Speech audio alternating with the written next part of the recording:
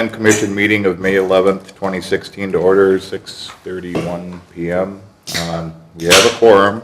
The agenda was properly posted. I guess we'll stand for the Pledge of Allegiance. I pledge allegiance to the flag of the United States of America and to the republic for which it stands, one nation, under God, indivisible, with liberty and justice for all.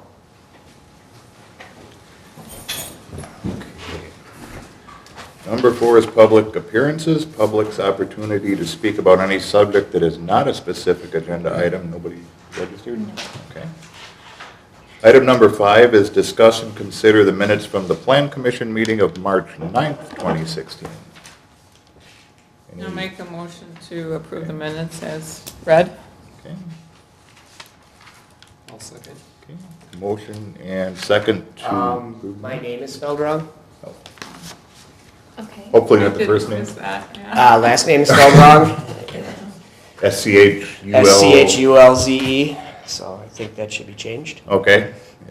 First and second okay with the correction? Yes. Okay. Yes. Anything else? If not, then we have a motion and a second to approve those minutes with that couple places. Okay. We'll get it corrected. With the correction of spelling of Fred's last name. All in favor, say aye. Aye. Opposed? All right, motion passes.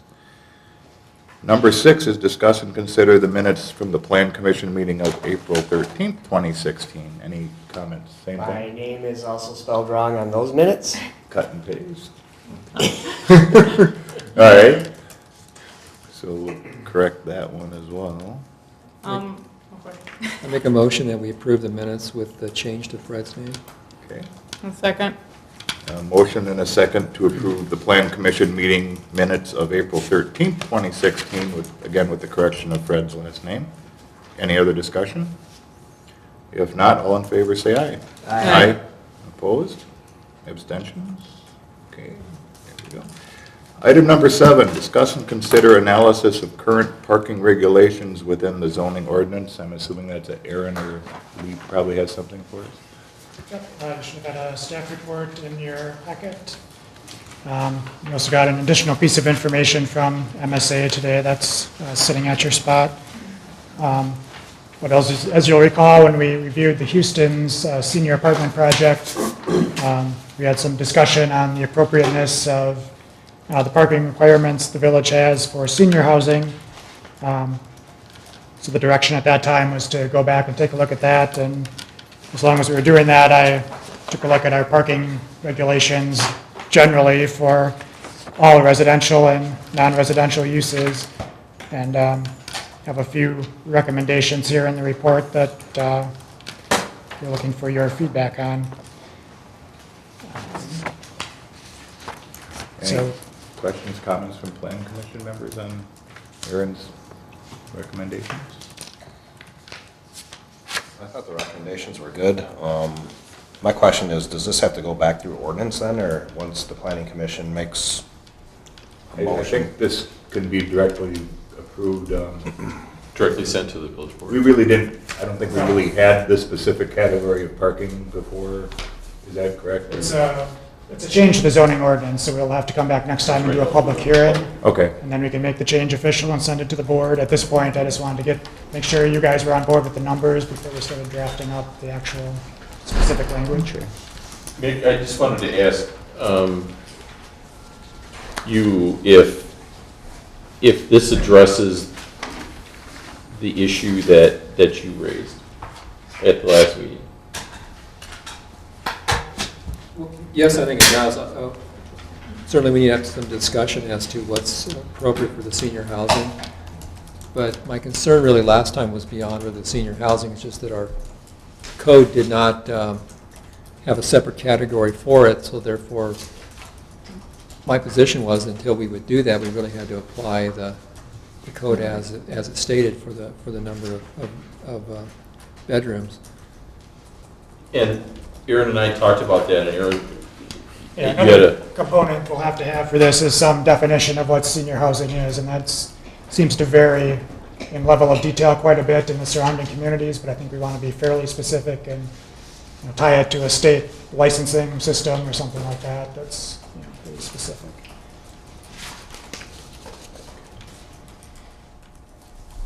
I have a comment. Under the senior housing provision, one thought on that would be that, you really have subcategories. You have senior housing that really you just get a, as long as you get a exemption to the Fair Housing Act, you can have senior housing.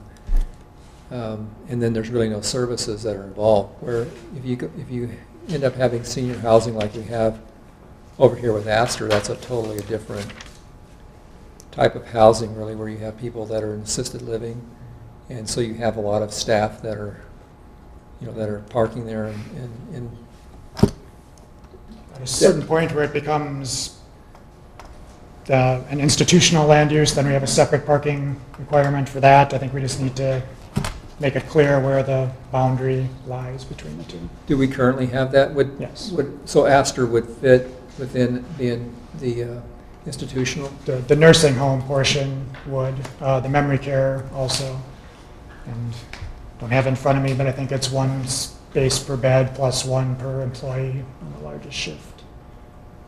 Okay, so we're really talking about really just kind of senior independent living, Right. which would be similar to apartment buildings, only it's for And seniors. multifamily specifically, I think for detached or duplexes, I think we would just keep the same requirements regardless. I think if I was having to pick one, I would lean towards 1 rather than 1.5 compared to the surrounding communities. Seems like more of them are leaning towards 1. Another way we could do it is look at the number of bedrooms. If it's a studio or a 1-bedroom, maybe even a 2-bedroom, then it's 1. If it's more than 2 bedrooms, maybe it's the 1.5.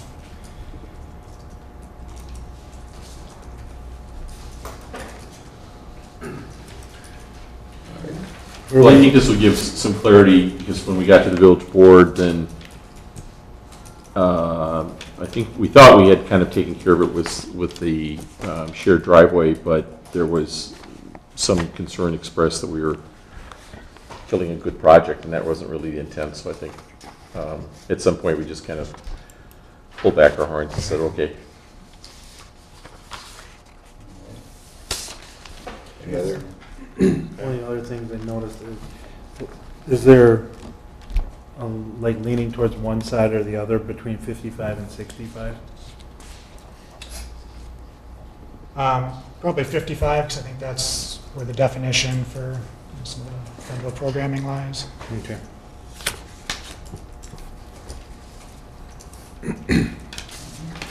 And you'll notice there were 2 non-residential categories in here. One was vehicle repair shops, where we currently base that on square footage, which I think could vary quite a bit without really affecting the number of customers. I think it makes more sense to base that on the number of service bays and employees.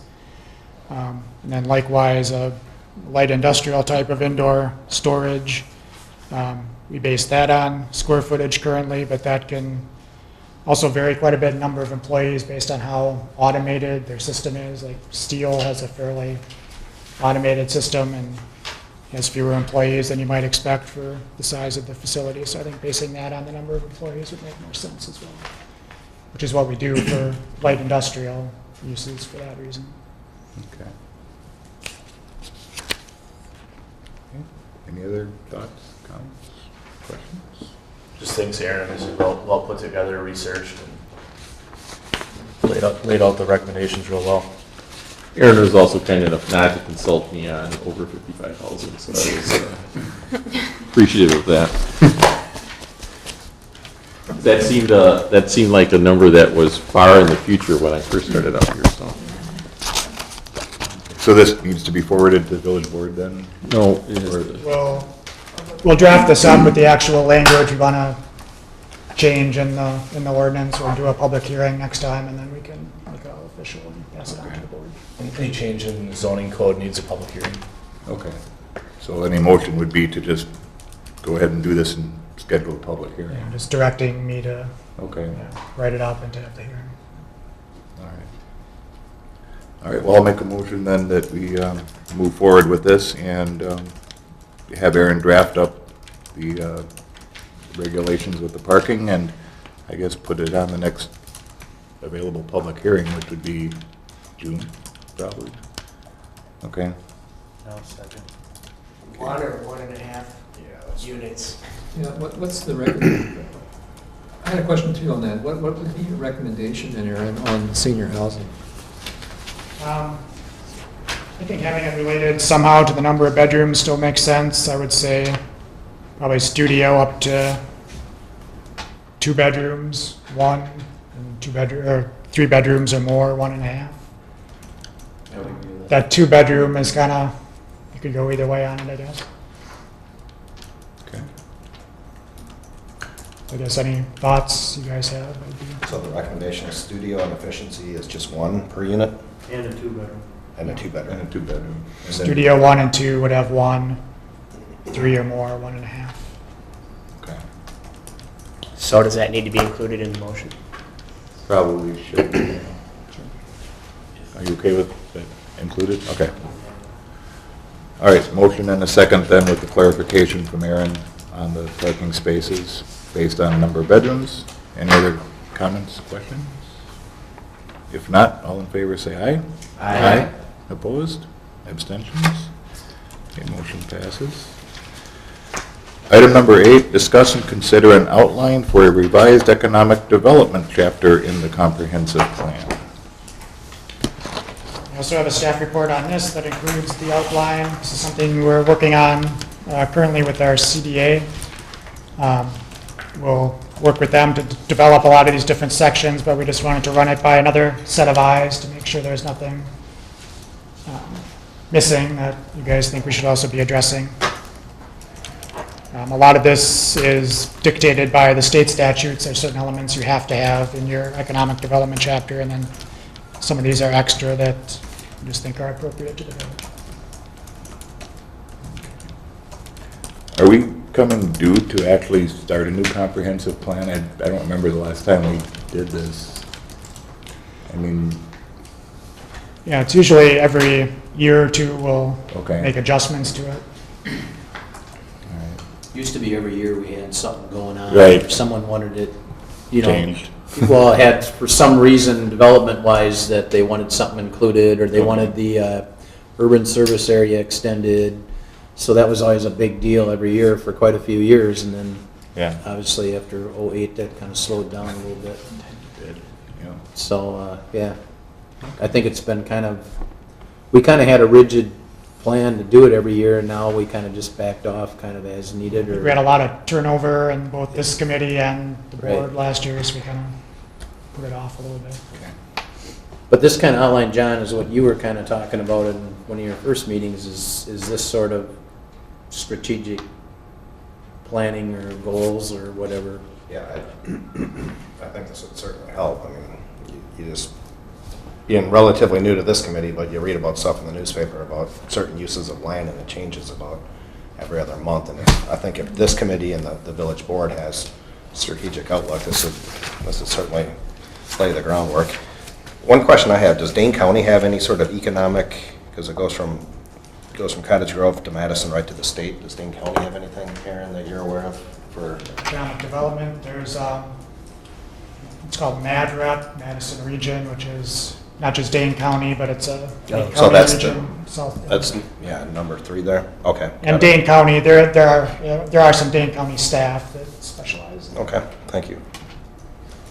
A long time ago, we had a rep from the county, you know, back before we had planners. They helped us with one of our very first comprehensive plans, and they actually, we had on a Saturday, we had the public come in, and we had, I don't know, we had half a dozen tables or something, and then there was facilitators, and they, you know, it gave the public a chance to express what their visions of Cottage Grove were.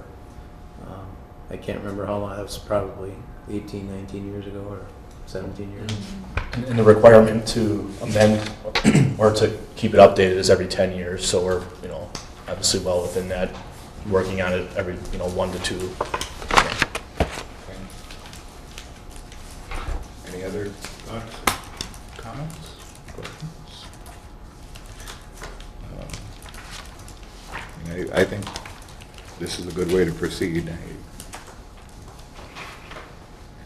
You'll notice section 5 in here looks at specific geographic areas and identifying uses and land uses for those, and I think that's a place where this committee can get involved again as that gets more developed. Okay. I think as it gets filled in more, I think there'd be opportunity for more discussion, getting a little more specific, you know.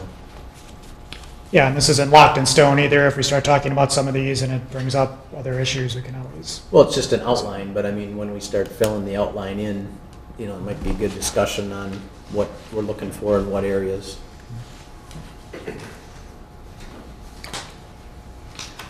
All right. I guess at that point, then I'll move approval of the outline for revised economic development chapter in our comprehensive plan. Any other thoughts or second? Second. Okay. Motion and a second to approve the outline for revised economic development chapter in our comprehensive plan. Any other discussion? You want staff to continue moving forward with this? Does that need to be included in the motion? I think so. CDA has already directed me to do that. But Oh, okay. it's Yep. fine. But, Either way. yeah, it's fine putting information. You okay with that, John? Yep. Okay. All right, motion and a second then to approve the outline for revised economic development chapter in the comprehensive plan with the understanding that staff is moving forward. Any other discussion? If not, all in favor say aye. Aye. Opposed? Abstentions? Okay, motion passes. Comments from commission members, and it'll start with Don. I'm speechless tonight. Just glad to be back. Right? Kyle? No comment. Okay. I have nothing other than the fact it's good to have a full crew back at the table again. Nick? Phyllis? Okay. John? Fred? No comment. Okay. Anything from Lee or Matt or? Well, I just wanted to tell the Plan Commission that the village is involved with an application to CARPC to increase the urban service area.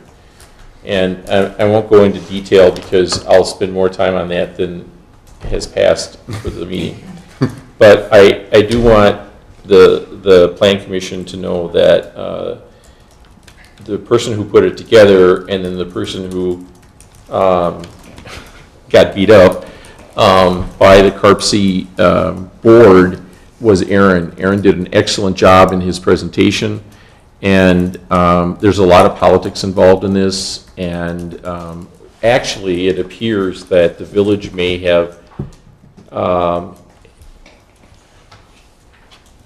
may be helping some other municipalities in the sense that we are asking, well, what role is CARPC supposed to play? What is CARPC supposed to look at, which is water quality? And Aaron talked to their staff today, and apparently for the first time they're going to take 2 votes. One is on water quality, and then the other is on everything else. And transportation, land use planning and things like that, that they don't have the authority to rule on. And ultimately, the DNR is not, doesn't have the authority to rule on that either. They're only looking at the water quality issues. So, and we've actually met with the DNR and said, look, this is what a municipality goes through if we go to CARPC. And CARPC is an agent actually under a contract with the DNR to perform this review. And I don't think they have any idea of what goes on. The public portion of the meeting the first meeting that we attended, maybe lasted a half hour, 45 minutes. Then for another like 2.5 hours, the commissioners each get a chance to sit to talk, and every one of them had something different that was, not even on their own checklist. It's like, where did this come from? Where did this come from? And so Aaron was up there when they started shooting questions. You don't get a chance to just race up and kind of tag off. He did an excellent job, and we don't really know what they're going to do tomorrow night, which is when we have the second hearing. But in some ways, our understanding is that it doesn't really matter what they do, because then it goes to the DNR.